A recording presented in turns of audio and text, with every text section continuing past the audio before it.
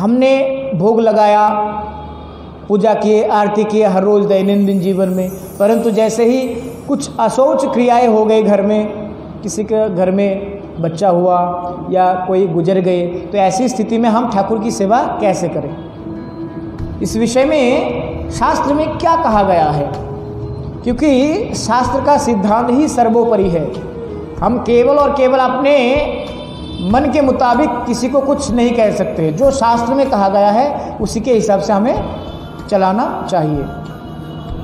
शास्त्र में यही कहा गया है, जो कर्मकांड की शास्त्र है, उस कर्मकांड के शास्त्र में कहा गया है कि जब तक हम अशौच अवस्था में होते हैं, अशौचकालीन अवस्था में हम संध्या वंदना तपश्चर्या साधन कुछ भी नहीं कर सकते। जैसे मानिए ब्रह्म दीक्षा जिनकी हुई है, जो ब्रह्म गायत्री का जप करते हैं, वह अशौच अवस्था में गायत्री मंत्र का जप नहीं कर सकते, संध्या वंदना आदि नहीं कर सकते, तपस्या नहीं कर सकते, साधन पूजन नहीं कर सकते। अब यहाँ पर कहा गया शास्त्रों में, ये स्मार्त एक शास्त्र है, स्मार्त शास्त्र में क्या कहते हैं कि संध्या पंच महायज्ञान नैतिकम स्मृति कर्म च तन्मध्ये यपयो तेषाम दशांते पुनः क्रिया, कि संध्या वंदना नित्य कर्म आदि जो कुछ भी है, ये हम अशौच अवस्था के 10 दिन बाद कर सकते हैं। जिस समय अशौच हो जाते हैं उसके 10 दिन बाद जाकर के हम कहीं कर सकते हैं। ना शुचिर न जल्पन दैव पैतृम कूर्म कुवीत, अशौच काले देवा व पितृ देवों के लिए जो तर्पण होते हैं, पितृदेवों के पूजा पाठ होते हैं, देवताओं के लिए जो भी अर्चन करते हैं, यज्ञ करते हैं, वे हम अशौच अवस्था में नहीं कर सकते। अशौच अवस्था में एक विधान दिया गया है हमें कि हम मानस पूजा कर सकते हैं। मानस पूजा करते हैं मन ही मन, हम मानसिक रूप में भगवान की सेवा कर सकते हैं, पूजा पाठ कर सकते हैं। अर्चन भी हम केवल मानसिक रूप में ही कर सकते हैं। परंतु यह एक विशेष द्रष्टव्य है कि अगर दीक्षा के समय में कई लोग होते हैं, दीक्षा जिस समय होती है हमारी दीक्षा काल में, हम लोग कई प्रकार के प्रण लेते हैं। प्रण का अर्थ होता है, जैसे मैंने दीक्षा के समय ये प्रण लूँगा कि मैं हर रोज़ 16 माला जप किया करूँगा, या फिर हर रोज़ मैं भगवान के नित्य प्रति सेवा किया करूँगा, या फिर मैं हर रोज़ 1 लाख माला करूँगा। तो दीक्षाकालीन समय में ये प्रतिज्ञा लेना होता है, प्रण लेना होता है। अगर आपने दीक्षाकालीन समय में ये प्रतिज्ञा किया है कि मैं नित्य प्रति जावत जीवन भगवान की सेवा करूँगा, नित्य पाठ करूँगा, पूजा करूँगा, अर्चन करूँगा, तब आप अशौच अवस्था में भी अगर भगवत आराधना कर रहे हो, पूजा कर रहे हो, भोग लगा रहे हो, तो उसमें कोई भी दोष नहीं है। अगर अपने प्रण ले चुके हैं तो।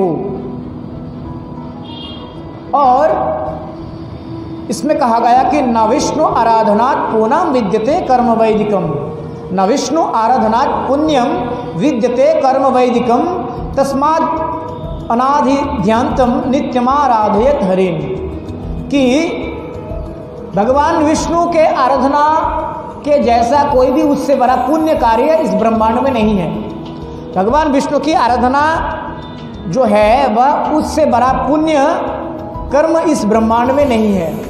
तस्मादना ध्यानतम नित्यम आराधमयत हरि, कि इसीलिए भगवान विष्णु की आराधना नित्य प्रति होनी चाहिए, उसमें कोई भी दोष नहीं है। आप अशौच अवस्था में पंचदेवों की पूजा नहीं कर सकते हो। जब आप अशौच होंगे या घर में कोई मर जाते हैं तब आप पंच देवताओं के पूजा नहीं कर सकते हो। परंतु अगर आप वैष्णव हो तो आप भगवत अर्चन, पूजन, भोग, आरती सब कर सकते हो, क्योंकि आप किन के भक्त हो? हाँ जी, वैष्णव लोग अगर आपके घर में कोई चले जाते हैं, गुजर जाते हैं, आप अशौच अवस्था में होते हो, तो आप फिर भी ठाकुर सेवा कर सकते हो, क्योंकि भगवान से हमारा संबंध क्या है? नित्य संबंध है। जो चले गए उनसे तो हमारा नित्य संबंध नहीं है ना। वे इसी जन्म में हमारे साथ रहे, अगले जन्म में पता नहीं कौन थे वे, परंतु भगवान के साथ जो हमारा संबंध है वह तो नित्य है। तो एक अनित्य संबंध के कारण हम नित्य संबंध को क्यों ठुकराए? जो ठुकरा देते हैं वे मूर्ख होते हैं। और ये केवल मैं वैष्णव शास्त्र का सिद्धांत नहीं बता रहा हूँ, ये कर्मकांड शास्त्र का ही सिद्धांत है। जो कर्मकांडी पंडित लोग होते हैं उन्हीं का सिद्धांत है ये, कि अगर आप विष्णु भक्त हैं और नित्य प्रति भगवत सेवा के लिए अपने प्रण ले चुके हो तो आप अशौच अवस्था में भी भगवत अर्चना कर सकते हो, परंतु किसी देवताओं के लिए आप किसी पूजन पाठ आदि नहीं करा सकते। अगर आप एकनिष्ठ विष्णु भक्त हो, एकनिष्ठ कृष्ण भक्त हो, तभी यह संभव है। विष्णु आराधनयात वैदिकम कर्म पुण्यम नास्ति, विष्णु आराधनम मेव पुण्यमित्यर्थ सनातन। कि ये जो विष्णु आराधना है, भगवान विष्णु की जो पूजन है, वह क्या है? सभी प्रकार पुण्य कर्म से परे है। वे आप निश्चित तौर पर अशौच अवस्था में पुण्य कर्म नहीं कर सकते, इसमें कोई भी संदेह नहीं है। अशौच अवस्था में पुण्य कर्म, संध्या वंदना आदि पूजा पाठ कुछ भी नहीं कर सकते हो। लेकिन अगर आप विष्णु भक्त हो, एकनिष्ठ कृष्ण भक्त हो, अब वैष्णव हो, तो आप भगवान विष्णु की आराधना कर सकते हो, उनको भोग लगा सकते हो, उनकी आरती भी उतार सकते हो, क्योंकि भगवान से जो हमारा संबंध है वह नित्य संबंध है, नित्य दिन के लिए, नित्य काल के लिए है। और अशौचकालीन जो अवस्था है वह तो शारीरिक अवस्था हेतु है, ये शारीरिक विचार है, दैहिक विचार है, परंतु भगवत प्रीति जो है, भगवत प्रेम जो है, भगवत संबंध जो है, ये तो नित्य वस्तु है। इसलिए भगवान की जो पूजा अर्चन विधि है, ये तब जाकर के हमें एक एहसास होता है जब हम उस मार्ग में पहुंच चुके होते हैं कि भगवान नित्य है, उनकी सभी लीलाएं नित्य है, उनकी पूजा पाठ भी नित्य ही होनी चाहिए। हाँ, इसमें जैसे अक्सर ऐसा होता है कि हम ऐसा सजेस्ट करते हैं कि अगर आपके घर में कोई चले गए हैं तो आपके कन्याएं जो होती है, पुत्री आकर के भगवत सेवा कर सकती है, भगवान को भोग लगा सकती है। अब इसमें ये एक बहुत बड़ा विषय है कि हम भगवान को भोग तो लगाए पर उसको पाए कैसे, क्योंकि उस समय हविष्यान्न पाया जाता है ना। जिसमें कोई घर में चले जाते हैं तो उनके जो पालन करने वाले होते हैं, बेटा या जो कुछ भी, वे तो हविष्यान्न को ग्रहण करते हैं, सिद्ध या फल। तो भगवान को तो हविष्यान्न भोग नहीं लगा सकते, भगवान को तो पंच व्यंजन जैसा भोग लगाना चाहिए। अब उस प्रसाद को कैसे पाए? अगर हमने भगवान को एक बार प्रसाद अर्पण कर दिया, प्रसाद अर्पण के बाद वो प्रसाद फिर किनको अर्पण करना है? जो हमारे परिवार से चले गए, जो मृत्युलोक को प्राप्ति हुई, उनको वह प्रसाद भोग के रूप में अर्पण करे, उनको भी करे और खुद स्वयं भी प्रसाद पाए। और ये तब संभव होता है जब हम पूरे क्रियाकर्म को हम वैष्णवीय विधान से करते हैं, क्योंकि आप कर्मकांडी विधान से करने जाओगे तो कर नहीं पाओगे, ये नियम इधर हो जाएगा, वो नियम उधर हो जाएगा।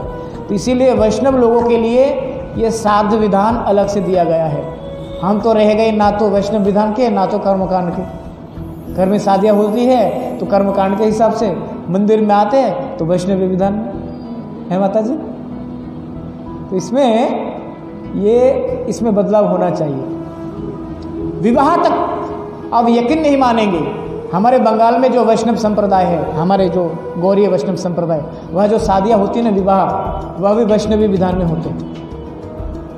ये कर्मकांड पंडित लोग जाते नहीं, हम बुलाते नहीं, वैष्णवीय विधान में, क्योंकि उसमें जो वैदिक प्रथा है, हमारी वैदिक विधान है, उस वैदिक विधान से ही होनी चाहिए।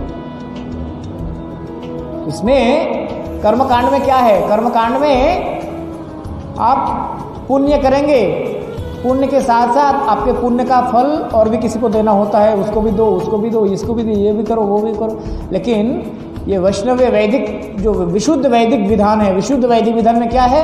वह आप सब कुछ कर रहे हो केवल और केवल भगवत प्रीति विधान हेतु, भगवान के प्रसन्नता हेतु। यही सर्वोपरि है, केवल और केवल भगवान के लिए। हमारा जन्म ही भगवान के लिए है, स्वयं के लिए कुछ भी नहीं। तो इसीलिए जिस समय हमारे परिवार में मृत्यु हो जाती है या किसी के जन्म होते हैं, उस समय अगर आप एकनिष्ठ भक्त हो, भगवान की सेवा आप नित्य प्रति करते आ रहे हो, तो आप भोग भी लगा सकती हो, आरती भी उतार सकती हो, सब कुछ कर सकती हो। परंतु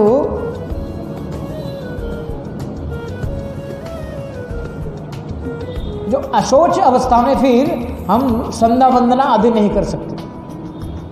अब संध्या वंदना नहीं कर सकते तो ठाकुर जी को भोग कैसे लगाएंगे, फिर प्रश्न है ना एक। तो इसमें यही है कि केवल और केवल अगर आप बहुत ही एकनिष्ठ आपने प्रण ले चुकी हो कि मैं दैनंदिन ठाकुर जी को भोग लगाऊंगी, और उस समय आप अशोच अवस्था में हो, तो ठाकुर को भोग आप स्वयं नहीं लगाओगी, किसी और से लगवाओगी ना। यह सब विधान दिया गया शास्त्र में। तो इस प्रकार से ठाकुर जी की जो सेवा है वह नित्य प्रति होनी चाहिए।